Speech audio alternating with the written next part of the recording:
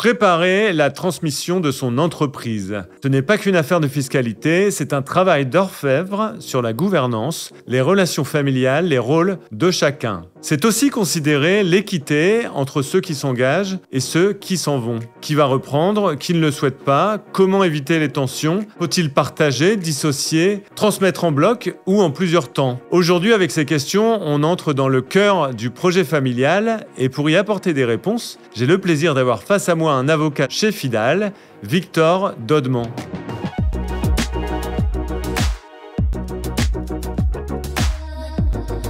Alors bonjour maître, est-ce que l'aspect humain est le premier à prendre en compte dans une démarche de transmission d'entreprise? Est-ce que ça veut dire qu'il faut considérer les susceptibilités avant tout? Évidemment, l'aspect humain, c'est sans doute l'aspect le plus important dans une transmission réussie. C'est certain en réalité, puisque une transmission, avant même d'être une opération juridique ou fiscale, c'est avant tout un projet familial, quand on parle d'une entreprise familiale. Et donc, en réalité, la base de tout, avant même de s'engager dans la transmission en tant que telle, ça va être de construire un projet, de discuter, d'échanger, de poser des questions à l'ensemble des membres de la famille pour bâtir un projet qui soit commun et qui puisse fédérer. C'est sans doute ça la clé d'une transmission réussie, avec en filigrane de tout ça, d'essayer de faire cohabiter autant que possible une logique affective qui est inhérente à toute famille évidemment, et malgré tout une logique entrepreneuriale qui est très importante parce que ça reste, on parle quand même d'une entreprise et pour qu'une entreprise tourne, il faut des compétences, il faut une logique d'entreprise, une vision business et essayer de concilier ça avec la logique de la famille qui n'est pas toujours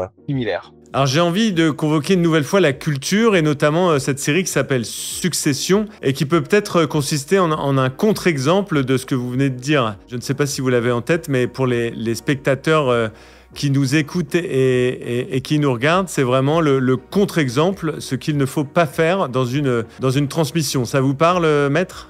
Tout à fait. En réalité, une transmission réussie, c'est une transmission préparée. C'est ce qu'on prône toujours, c'est anticiper, préparer et discuter. Et à l'inverse, une transmission qui bien souvent peut être considérée comme étant ratée, malheureusement, c'est une transmission qui est subie. Et on évoque souvent le cas d'une succession qui n'est malheureusement pas toujours préparée, donc pas anticipée. Et c'est là où peuvent commencer les difficultés.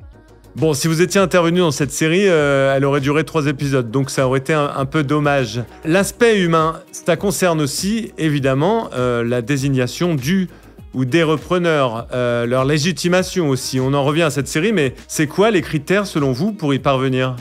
Alors, tout à fait, c'est un vrai sujet pour une transmission d'entreprise familiale qui soit réussie. L'idée la plus importante à retenir, c'est d'essayer de s'échapper des idées préconçues qu'on peut encore rencontrer, même si elles sont un peu vieux jeu, de se dire le chef de famille transmet son entreprise, l'aîné reprend et la fratrie suit. Ça peut être un réflexe qui est sans doute pas le bon. Et en réalité, même au sein d'une entreprise familiale où on a généralement une familiarité, une proximité ou une ambiance qui est pas toujours la même qu'une entreprise pure et dure, on va dire, et il faut quand même essayer de trouver une légitimité qui soit entrepreneuriale. C'est-à-dire que la légitimité, on a l'habitude de dire qu'elle se décrète pas, elle s'acquiert, elle se construit. Et finalement, le bon repreneur, même au sein de la famille, sera sans doute celui qui aura acquis sa légitimité par ses compétences opérationnelles, par son engagement dans l'entreprise et même, et sans doute d'ailleurs, plus que tout, par sa reconnaissance par les collaborateurs, par les équipes, par les membres de l'entreprise et qui la composent. Et au-delà de ça, ça va permettre de réfléchir également, en se posant ces questions-là, peut-être à une mutation de la gouvernance de l'entreprise, quand on va opérer le processus de transmission, pour peut-être passer, c'est souvent le cas, d'une direction monocéphale, un chef d'entreprise un petit peu omnipotent, à une gouvernance qui soit pluricéphale, en introduisant des subtilités dans la direction, avec plusieurs repreneurs ou alors un appui extérieur, un cadre de l'entreprise, une dissociation du capital et du pouvoir. On a beaucoup d'outils juridiques qui nous permettent un petit peu de concilier tous ces enjeux-là. Et c'est là où des données objectives prennent le pas sur le côté affectif qu'on a évoqué un peu avant. Une fois cette désignation effectuée, le passage de relais, évidemment, c'est aussi un moment de vigilance. Comment faire pour qu'il se passe sans heurts ? Et peut-être que là, la meilleure des solutions, c'est d'éviter les ruptures brutales. Évidemment, ça va sans dire, mais ça va mieux en le disant quand même. Il faut surtout essayer d'éviter les deux extrêmes. C'est-à-dire qu'on peut avoir un extrême d'un chef d'entreprise qui transmet, qui se dit maintenant que j'ai transmis, je lâche complètement les rênes. C'est sans doute pas la meilleure des solutions, puisque, encore une fois, au sein de l'entreprise, au sein des équipes et des collaborateurs, ça crée une rupture qui peut parfois être mal vécue, et donc ça fragilise tout le processus de transmission. Et l'autre extrême qui peut être de dire je transmets, mais en réalité je transmets, si on veut être caricatural, que pour des raisons fiscales, mais je garde les pleins pouvoirs dans l'entreprise. C'est sans doute pas non plus la bonne solution, puisque, encore une fois, une transmission réussie, c'est une transmission progressive qui s'accompagne dans le temps, mais par laquelle, malgré tout, celui qui transmet lâche progressivement des rênes, avec tous les outils juridiques qu'on évoque, qui vont permettre d'accompagner ce processus dans le temps. Et quels peuvent être ces outils? Quelles peuvent être les étapes de cette transmission ou les méthodes peut-être? Là, alors, généralement, on dissocie déjà le capital du pouvoir, qui sont deux choses différentes. S'il s'agit de transmettre du capital en tant que tel, là, effectivement, on peut fractionner les choses avec beaucoup d'outils juridiques. Ça peut être des transmissions en plusieurs étapes, par tranche, pour accompagner le processus. Ça peut être le recours au démembrement de propriété qui permet cette dissociation dans une certaine mesure du capital et du pouvoir. Ça peut être le recours à une gouvernance restructurée, réfléchie, à l'aide d'outils juridiques que nous offre la loi, sur des mandats de direction exécutive, des mandats de surveillance, des organes de contrôle, etc. Tout ça va permettre un petit peu de répartir les rôles au sein de la famille entre celui qui transmet, celui qui reprend, éventuellement le reste de la fratrie qui n'est pas vraiment impliqué mais qui veut garder un pied dans l'entreprise, etc., etc. Dans le cas d'une transmission d'une génération à une autre, qui est sûrement le cas de figure le plus fréquent, est-ce qu'on peut imaginer un rôle de supervision des transmetteurs, des parents notamment ?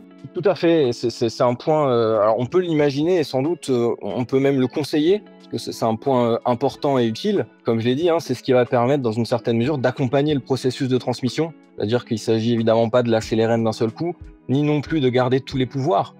Souvent un rôle de surveillance ou de contrôle, avoir son mot à dire, ça peut être le juste milieu entre ces impératifs-là. Et donc là, on a toute une palette juridique qui nous permet de mettre en œuvre ça avec des conseils de surveillance, des conseils de famille, pour le cas spécifique d'entreprise familiale, des comités de direction, des choses comme ça. Ça peut également être parfois, alors après ça dépend où est-ce qu'on place le curseur, des rôles un petit peu honorifiques, c'est-à-dire des mandats de direction qui ne soient pas exécutifs, mais qui malgré tout restent présents dans l'entreprise. Donc on a vraiment tout un éventail et la clé de tout ça, la réussite de tout ça, à mon avis, reposera sans doute sur là où on décide de placer le curseur. Alors ce serait dommage pour terminer qu'une fois tout ce chemin fait, l'édifice s'effondre par manque d'adhésion ou de clarté. C'est un des périls, j'imagine. Comment le solidifier ou autrement dit, comment faire adhérer à la nouvelle stratégie ? C'est là tout l'enjeu d'une transmission réussie, justement. On a commencé par évoquer ça. Le plus important, c'est de discuter avec tous les membres de la famille et toute transmission commence par là. Une fois qu'on a discuté individuellement pour recueillir les envies et les souhaits de chacun dans le projet de transmission, il faut à un moment donné créer un projet collectif. C'est vraiment inévitable, faire adhérer et fédérer. Et cette discussion collective, elle va permettre de dégager des grandes lignes directrices, alors entrepreneuriales au sein de l'entreprise, sur la vision de l'entreprise à plus ou moins long terme, mais également des lignes directrices familiales qui malgré tout vont se ressentir au sein de l'entreprise. Et une fois qu'on a défini ça, sans doute la meilleure des solutions pour construire un projet durable auquel tout le monde adhère et continuera d'adhérer dans le temps, c'est de formaliser ça. Et là encore, on a toute une palette d'outils juridiques qui nous permet de le faire très bien. Ça passera par des pactes d'associés pour l'outil le plus connu, des statuts et une gouvernance réfléchie. Ça peut également passer par des outils juridiques un petit peu moins connus, mais très efficaces, qui sont des chartes familiales, par exemple, qui sont des espèces de pactes d'associés qu'on peut mettre au sein d'une famille, qui sont juridiques, évidemment, mais pas que, qui vont un peu au-delà, qui permettent justement de poser par écrit les grandes valeurs familiales et les lignes qu'on veut suivre et qu'on s'accorde pour suivre tous ensemble. Et donc, mettre en place tous ces outils juridiques qui vont permettre de formaliser les choses, permettre sans doute de formaliser le projet, formaliser les grandes valeurs qu'on a définies, et donc d'obtenir une adhésion durable de l'ensemble de la famille. Alors, si je comprends bien, vous avez un rôle éminent d'écoute, d'abord dans le but de créer les conditions d'un accord. Exactement. Comme je disais tout à l'heure, une transmission réussie, c'est avant tout des échanges, de la discussion, et finalement le juridique et le fiscal, évidemment, viennent en appui, viennent concrétiser tout ce travail préalable de réflexion, d'écoute, de questionnement qu'on aura mené, même en tant qu'avocat. On a un rôle sans doute important là-dedans, parce que on s'échappe un petit peu de la logique affective, on est un peu un chef d'orchestre, et on mène les discussions, on rassemble et on synthétise, on construit un projet commun en agglomérant un petit peu tous les retours qu'on peut avoir. Et donc là, finalement, ce qu'on se dit toujours, c'est anticiper, construire, c'est vraiment la condition nécessaire pour créer une transmission réussie et donc un accord durable dans le temps. Alors justement, en parlant de synthétiser, on arrive à la fin de cet échange, maître. J'aimerais vous demander, d'après vous, ce qu'il faut retenir en quelques points de tout ce qu'on vient de se dire. Si on doit retenir une chose ou une idée, c'est sans doute de se dire que l'opération de transmission d'une entreprise familiale, c'est une opération juridique, c'est une opération fiscale, Mais c'est pas que ça, et surtout pas que ça. C'est avant tout un projet. Moi, j'aime bien parler de la notion de projet familial, auquel on essaie de faire adhérer les membres de la famille, de fédérer autour d'un projet commun. Et à partir du moment où on a vraiment un projet familial commun qui est défini, finalement, les opérations juridiques et fiscales qui en découleront ne seront que la mise en œuvre de tout ce qui aura été travaillé en amont. Et donc la clé de tout ça, encore une fois, et c'est peut-être le mot qu'il faudra retenir, c'est de prendre le temps d'anticiper, parce qu'il y a beaucoup d'enjeux, beaucoup de problématiques. Plus on anticipe, plus on a de chances que la transmission se fasse progressivement dans le temps et de façon réussie. Voilà qui est très très clair. Merci infiniment, Maître Daudement. Merci. Pour aller plus loin, retrouvez toutes les ressources sur le site fidal.com. Dans le prochain épisode, on continue d'évoquer la transmission d'entreprise avec le thème structurer, transmettre et accompagner dans la durée. À très vite.